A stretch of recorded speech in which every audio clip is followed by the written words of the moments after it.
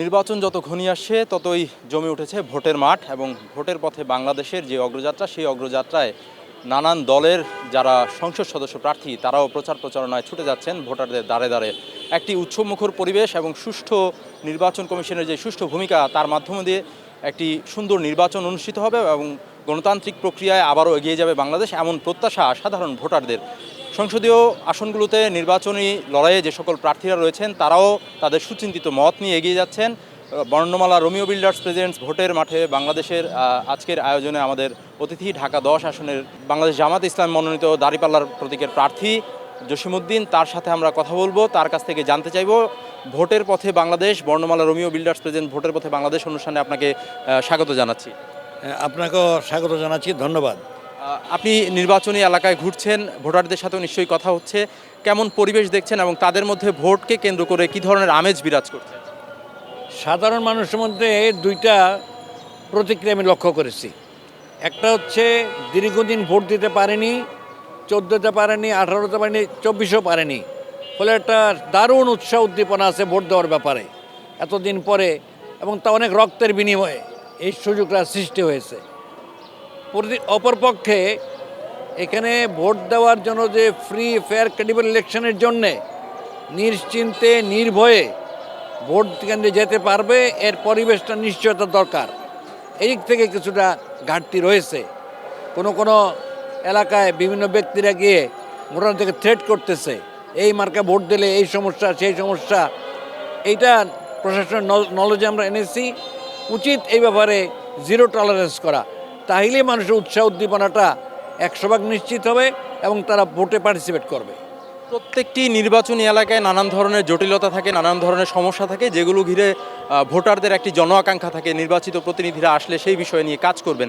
আপনি আপনার এলাকার সেই ধরনের কি সমস্যা চিহ্নিত করেছেন এবং এগুলো সমাধানের লক্ষ্যে আপনার কি পরিকল্পনা রয়েছে? আপনারা জানেন ধানমন্ডি, কলাবাগান, হাজারীবাগ, নিউ মার্কেট, কামরাঙ্গীরচর নিয়েই ঢাকা 10 আসন। এটা রাজধানী, এটা গুরুত্বপূর্ণ আসন, সারা দেশেরও এটা গুরুত্বপূর্ণ আসন। এখানের মানুষের মধ্যে অনেকগুলি সমস্যা দীর্ঘদিন থেকে দুঃশাসনের কারণে, অপশাসনের কারণে প্রিভেল করছে, বিরাজ করছে।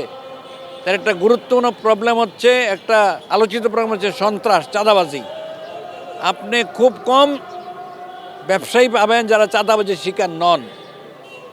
এরপরে সন্ত্রাস, বিভিন্ন বিল্ডিং কনস্ট্রাকশন করতেছে, সেখানে গিয়ে তারা চাঁদা দাবি করতেছে। আপনি একটা দোকান ইনস্টল করবেন, সেখানে গিয়ে চাঁদা দাবি করতেছে। হরেক কিসিমে, হরেক পদ্ধতিতে চাঁদা দাবি করতেছে। এলাকার সমস্ত জনগণের আকাঙ্ক্ষা, ইচ্ছা একটা চাঁদাবাজ মুক্ত একটা এলাকা তারা চায়। দ্বিতীয়ত, এখানের মধ্যে আমাদের যানজট, তীব্র যানজট, এবং প্রত্যেকটা আশেপাশে স্কুল কলেজ রয়েছে। নীলক্ষেত, পাশে ঢাকা বিশ্ববিদ্যালয়, ইডেন কলেজ, ঢাকা কলেজ, এই সিটি কলেজ, এই গুরুত্বপূর্ণ জায়গাসমূহে এতটাই যানজট।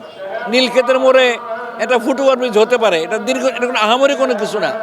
চলাচলে বিঘ্ন হয় মানুষের, রাস্তা দিয়ে চলাচল করে, ক্রস করে, এরকম বিভিন্ন জায়গায় গুরুত্বপূর্ণ জায়গাতে ফুটওভার ব্রিজ প্রয়োজন। এই জন্য যানজট একটা বড় রকমের সমস্যা সাফারিংয়ের। তৃতীয়ত হচ্ছে, বৃষ্টি অল্প হলেই হাঁটু পানি, কোমর পানি জমে যায়। বিশেষ করে গ্রিন রোড, এই সমস্ত এলাকা অনেক পানি জমে যায়। সুতরাং এই পানি নিষ্কাশন পদ্ধতি, ড্রেনেজ সিস্টেম উন্নত হওয়া দরকার। আপনারা জানেন ট্যানারি শিল্পটা এখানেই ছিল, ওই জায়গার মধ্যে এখনও অব্যবহৃত অনেক বিল্ডিং রয়েছে। হেমায়তপুরে চলে গেছে মেশিনারি, কিন্তু এখানের বিল্ডিংগুলি অব্যবহৃত পড়ে আছে। এখানে যদি সঠিক পরিকল্পিত আবাসন করা যায় তাহলে এই এলাকাটা উন্নত হওয়া স্বাভাবিক। কিশোর গ্যাং, এটা আরেকটা সমস্যা। অল্প বয়সের শিশু ছেলেরা জড়িয়ে যাচ্ছে, এক্ষেত্রে মাদকে জড়িয়ে যাচ্ছে। এক্ষেত্রে তাদের আইন শৃঙ্খলা রক্ষাকারী বাহিনী খেয়াল করা দরকার, যাতে এটার প্রতিকার করতে পারে। এমনিভাবে মানুষের জীবনমান উন্নতির জন্য সার্বিকভাবে এখানে একটা সৎ, যোগ্য, জবাবদিহিমূলক সরকার যদি গঠিত হয়, আমরা আশা করি পরিকল্পিতভাবে উদ্যোগ নিলে এইসব সমস্যার সমাধান সম্ভব। আচ্ছা, ভোটের আগে আমরা দেখেছি বিচ্ছিন্ন কয়েকটি ঘটনা ঘটেছে, বিশেষ করে যদি বলতে চাই যে মুসাব্বির হত্যা, হাদি হত্যা এবং এই যে ধরনের সন্ত্রাসী কার্যক্রম, এই কার্যক্রমের মধ্য দিয়ে ভোট এগিয়ে আসার আগে এই কার্যক্রম আরও বাড়ার সম্ভাবনা রয়েছে কিনা এবং এটি আসলে কি সুষ্ঠু ভোটের যে পরিবেশ সেটিকে নষ্ট করছে কিনা? আমি আপনাকে ধন্যবাদ জানাচ্ছি। শহীদ হাদির হত্যাকাণ্ড, তার শাহাদাত, এটা বিরাট রকমের ঘটনা, টার্নিং পয়েন্ট। এটা প্রমাণ করে অবৈধ অস্ত্রধারীরা মাঠে বিচরণ করে আছে তারা। এবং আরও ছিটেফোটে কয়েকটা ঘটনা ঘটেছে। মিরপুরে আমাদের আমিরি জামাতের নির্বাচনের কর্মীদেরকে হামলা করা হয়েছে। আমার নিজের যে আসন জিগাতলা এবং গ্রিন স্টাফ কোয়ার্টার, আমাদের মহিলা বোন যারা কাজ করে তাদেরকে থ্রেট করা হয়েছে। কাজে এগুলি বিচ্ছিন্ন ঘটনা নয়, তেমন বড় রকমের। সামগ্রিকভাবে যে আইন শৃঙ্খলা বাহিনী এবং তাদের কর্মতৎপরতার রিফ্লেকশান অতটা উন্নত হয়নি, তারই রিফ্লেকশান। সুতরাং এখানে সরকারকে তৎপর হইতে হবে। তৎপর যদি না হয় এ ধরনের ইনসিডেন্ট ঘটে পরিবেশ নষ্ট হতে পারে। আমি আশা করব সরকার তৎপর হবেন। ভোটের যে পরিবেশ সেটি বজায় রাখার ক্ষেত্রে নির্বাচন কমিশনের ভূমিকাটা কেমন দেখছেন এবং আপনি জয়ের ব্যাপারে কতটুকু আশাবাদী? কাউকে খুব বেশি প্রতিপক্ষ মনে করছেন কিনা আপনার আসনে? আমি নির্বাচন কমিশনের ভূমিকা যাতে প্রশ্নবিদ্ধ না হয় সেই জন্য জামাতের পক্ষ থেকে আমরা অনেকগুলি অবজারভেশন এবং সাজেশন দিয়েছি নির্বাচন কমিশনকে। লেভেল প্লেইং ফিল্ড করার জন্য আমরা সাজেশন দিয়েছি। নির্বাচনী কেন্দ্রগুলোতে সিসিটিভি ক্যামেরার কথা বলেছি এবং অবৈধ অস্ত্র উদ্ধারের কথা বলেছি। সুতরাং এই পদক্ষেপ যদি নির্বাচন কমিশন নেয় পরিবেশটা উন্নত হবে আমি আশা করি।